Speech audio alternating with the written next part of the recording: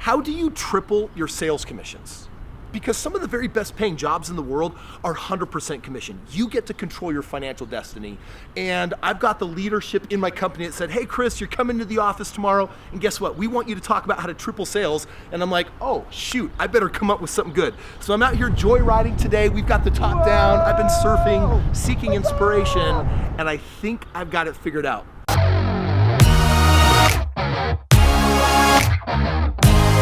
Level 5 listening and level 5 conversations.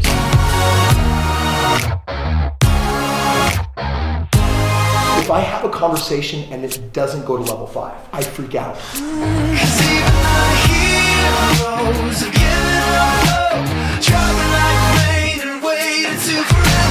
In that moment, you better ditch the Strait.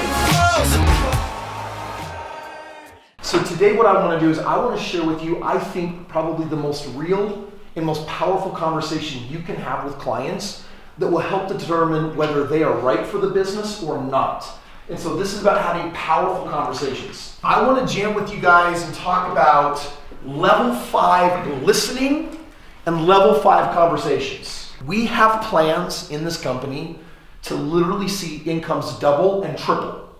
And that's not going to happen because the opportunity gets better. It is happening, but it's actually going to happen because of some training that's been missing here. And that really starts right now.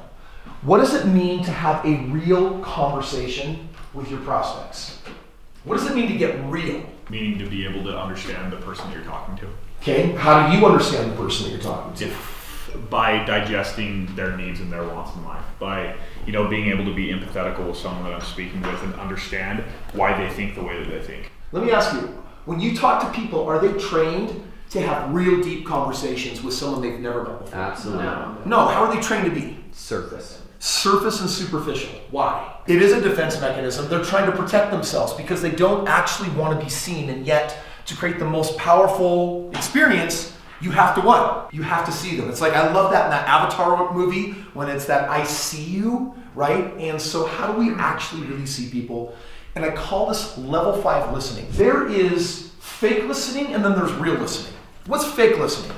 It's saying yes, your client is saying something, and you're almost saying, it doesn't really matter what you're saying. I'm just waiting for the next opening so I can talk again. Right. Or a higher level might be, oh, empathetic. I'm sorry to hear that your daughter was in the hospital, man. That's kind of rough.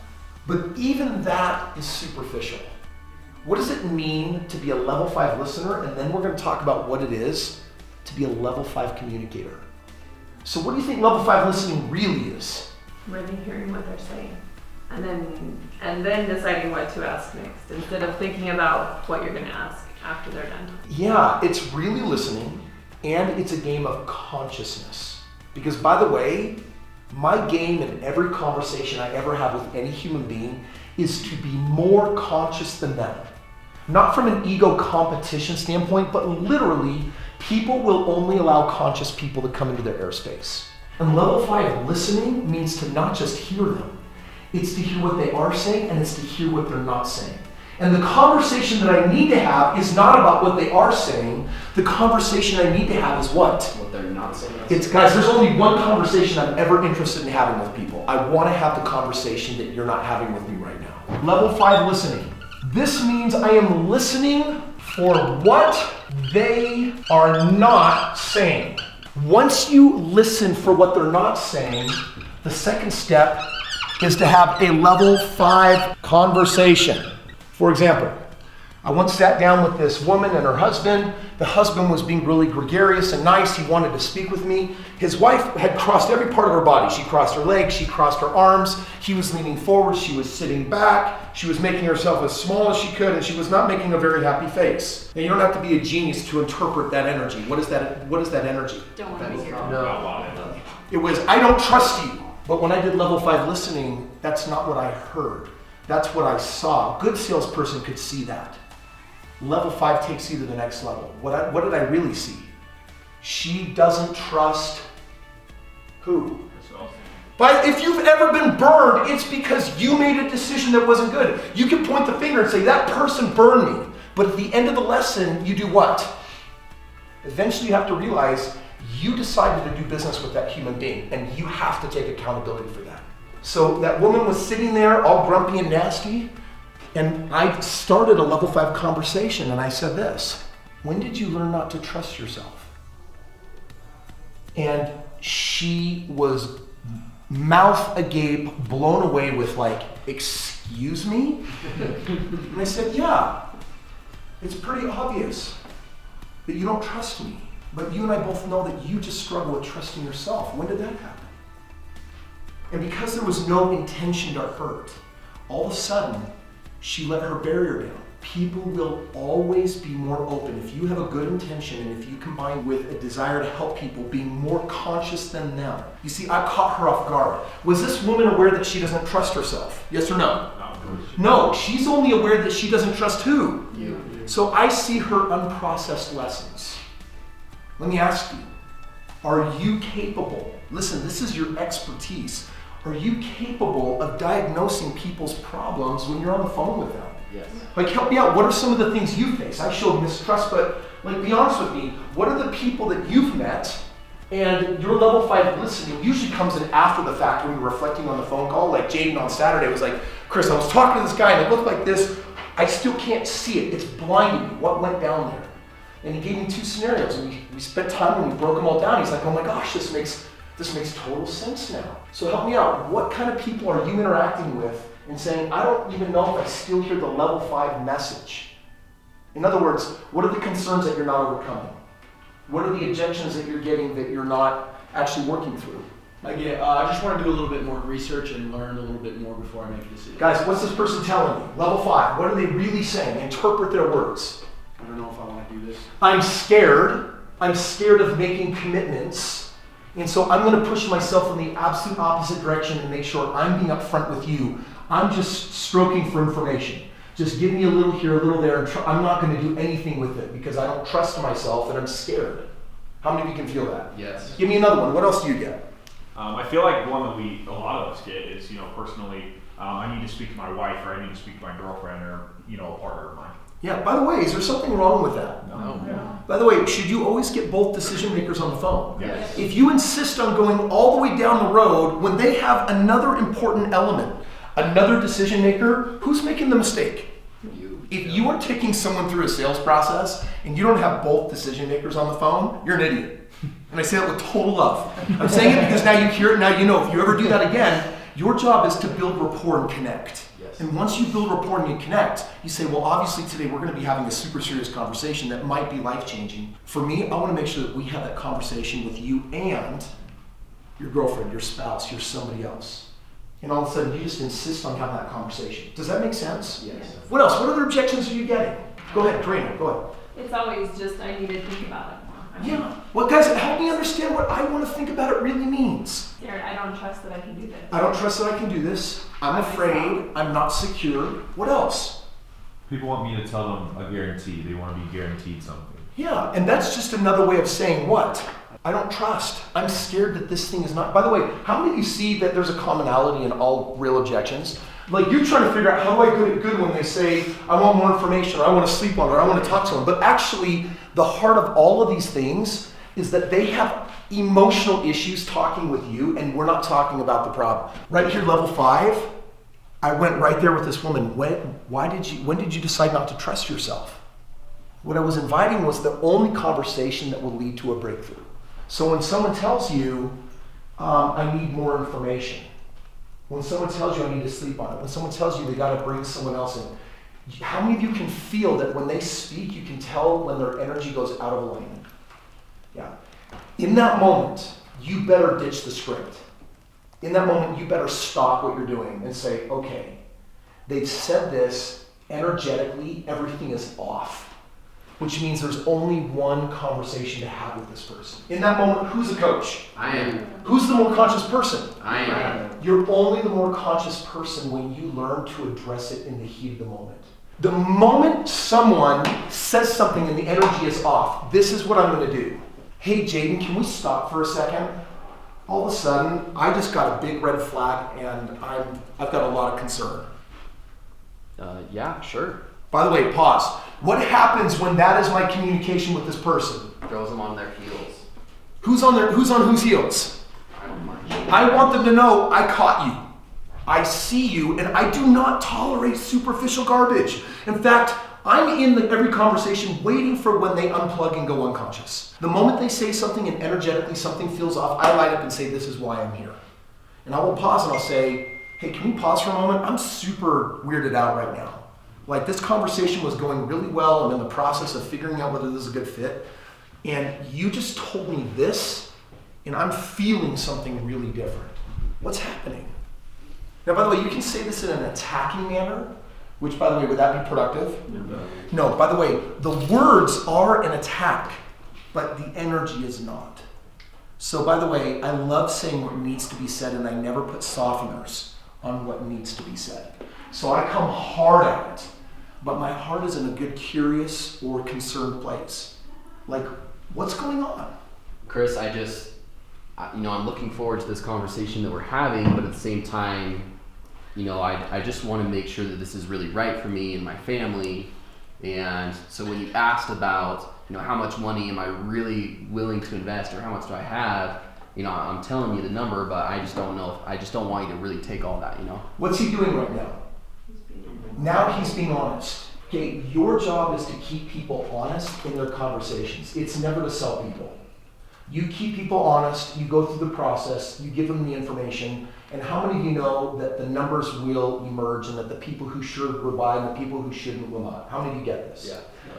But if you want to increase your sales numbers, where we actually lose people, and by the way, salespeople all over the world, if you want to know where they are only getting a 10th or a 20th of their possibility, it's they haven't learned this. They haven't learned level 5 listening, and they haven't learned a level 5 conversation. And that is the only conversation I'm interested in. By the way, if I have a conversation and it doesn't go to level 5, I freak out. I get concerned because it means that we didn't get real. You need to be the one that will smash through those walls and say, I don't care what the outcome of this conversation is, but I won't tolerate anything less than a level 5 conversation, which means we get real. So I get on the phone and we get talking, and the moment we're not really connecting, I throw up the red flag and say, hey, can we pause for a second? I'm not sure if you're aware, but I just felt something really weird go down on this call. Like, I felt like we were moving in a good direction, and then I asked you about this. And then I felt like you energetically disconnected. What's happening? You're being the most conscious. And that is what I am doing. And I have to demonstrate that in every conversation. It's actually, just for me, it's actually a commitment to life. Because most people will sleep their life away being unawakened. And whether you're awakened or not is a personal choice. But by the way, my intensity, scale of 1 out of 10, where's it at? 11. Is my game on? Oh, yeah. By the way, is my game on every time? Yes. Am I unwilling to have a conversation if I'm not game on? Yes. Yeah, because guys, 5%, if only 5% of the time you're doing this, if you want to know what's going to alter your success rate and your numbers more than anything, it's that actually shooting this week, every conversation be 100%. Get on the call and show up and be 100% and actually look for that level 5 conversation.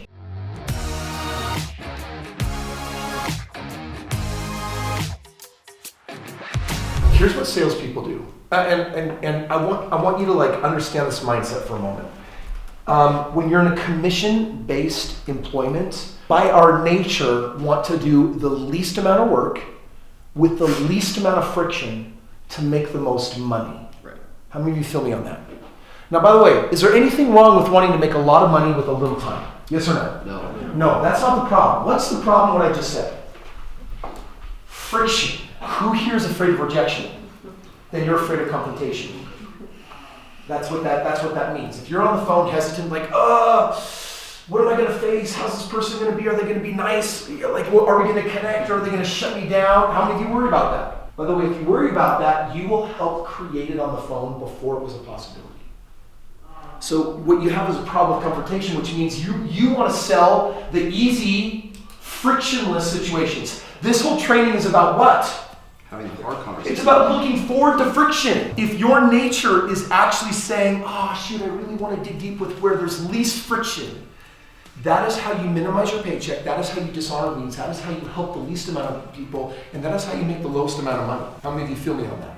So by the way, this is where we actually have to flip the script, which is, I thrive on the friction, I look for the friction, I hunt it down. If there's no friction, there's no big results. If you're looking for little friction, then you're looking for low-hanging fruit. You want to walk around and pick up a couple of apples versus getting on the ladder and filling your bushel.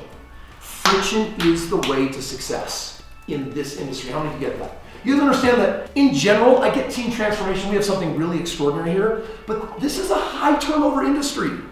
People do not cut it. They do not make it very long. And that's because their nature is to look for the least friction. And I'm telling you that your greatest success will be where there is what?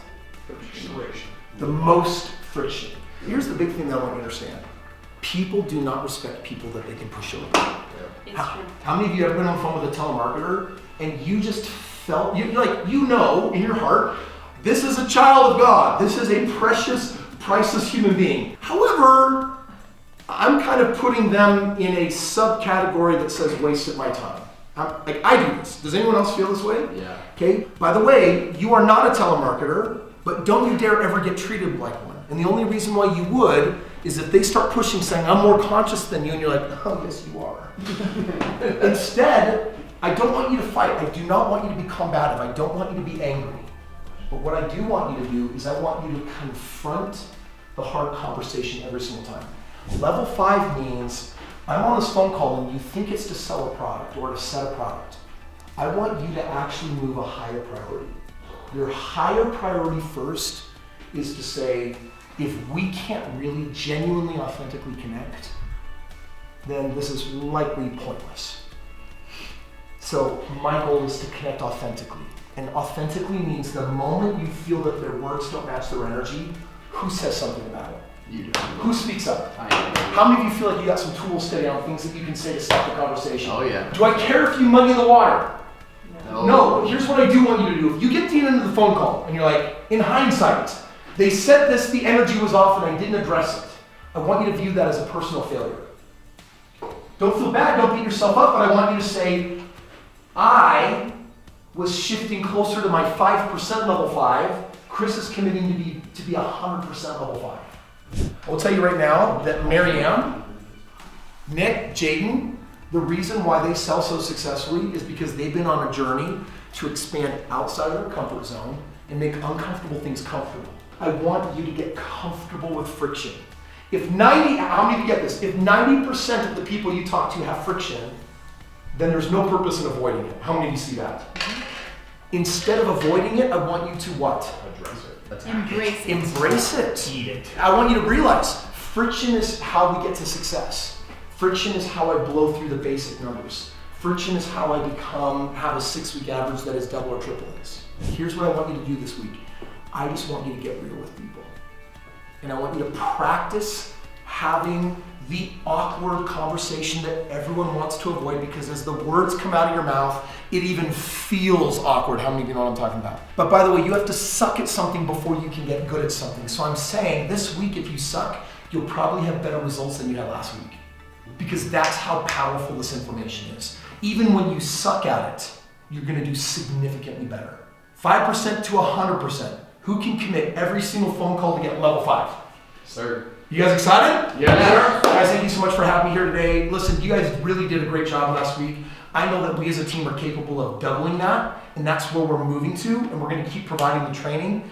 And I just feel good about you guys. We've got this amazing, beautiful team. What I love about you is that you have really big hearts. And sometimes a big heart says, let's find the easy way, or let's not do friction. And I want you to keep your really big heart, and I now want you to say, I'm looking for the friction, I'm embracing the friction, because I'm a coach. I'm a life-changing coach. And the only way to be a life-changing coach is to find the friction, address the friction, and get these people honest with you and with themselves. Make sense? Yes, sir. All right, my friends. Love you guys. Talk soon. Thank you.